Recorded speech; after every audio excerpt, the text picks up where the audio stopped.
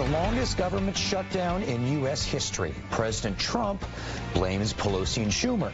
They blame Trump. It is all over funding for a border wall. Meanwhile, more than 800,000 federal workers are not getting paid. Joining us to talk more about this is Texas GOP Chairman James Dickey and Tara Pohlmeyer from Progress, Texas. Thank you both for coming in. Thanks for having me. James, President Trump says this shutdown is the Democrats' fault. Is it? Well, when you've got two parties who need to negotiate, the Democrats controlling the House and the Republicans controlling but not having a filibuster-proof majority in the Senate, and then controlling the presidency, the two sides need to negotiate. One side is willing to negotiate, coming down significantly from initial requests and expressing all sorts of interest in compromising on all sorts of parameters around it. And the other side has said, pound sand, take it or leave it. And so it's pretty hard to come to agreement. Someone who has no interest in moving a tiny bit off their request. All right, Tara Pohlmeyer, who is to blame for this impasse? Really, Trump and the Republicans are to blame for this impasse. The Democrats, since day one that they've had the House, have been trying to pass legislation that would open the government, legislation that would also secure our borders and provide for comprehensive immigration reform. So for Trump to not listen to these alternatives, to not listen to more viable and less costly solutions, it really is his fault. James Dickey, how does this get fixed?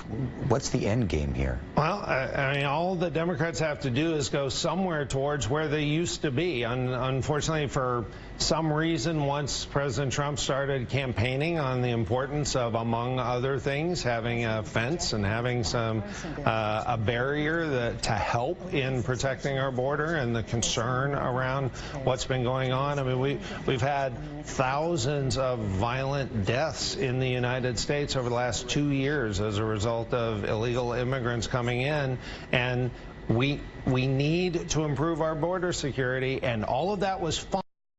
Democrats until 2015, when President Trump started running on doing it. And the minute that he started running on doing it, they all of a sudden became violently opposed to doing what they had just voted for in 2014. All right, Tara, what about a solution? What scenario do you see going forward here to get this resolved?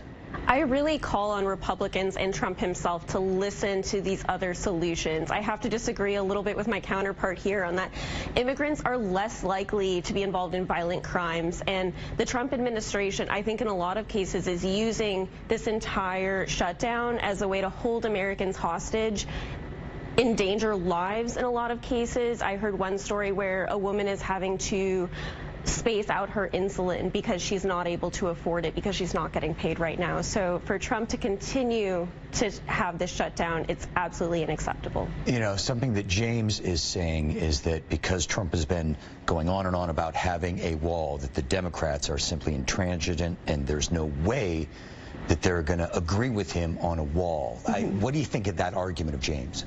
I think there are alternatives to a wall that would increase border security when it comes to added technology, when it comes to added personnel at our borders to ensure that people are able to seek asylum, people are able to immigrate to the United States legally, and we are able to keep our citizens safe. Well, and the president has been willing to work around all that, but as Congressman Dan Crenshaw pointed out, from his experience from working on insurgencies and incursions, having a barrier does make a difference where it's needed. And the president is asking for much less than was voted in favor of by the Democrats in 2014. Literally, it's a case of they don't want to give the president what he promised during his campaign. It's a real shame because they hold the purse strings. So if anyone is holding, it's the people who hold the purse strings, and that's the House. Well, we have got to wrap it up, and hopefully the problem will get fixed sooner rather than later. James, Tara, thank you both very much.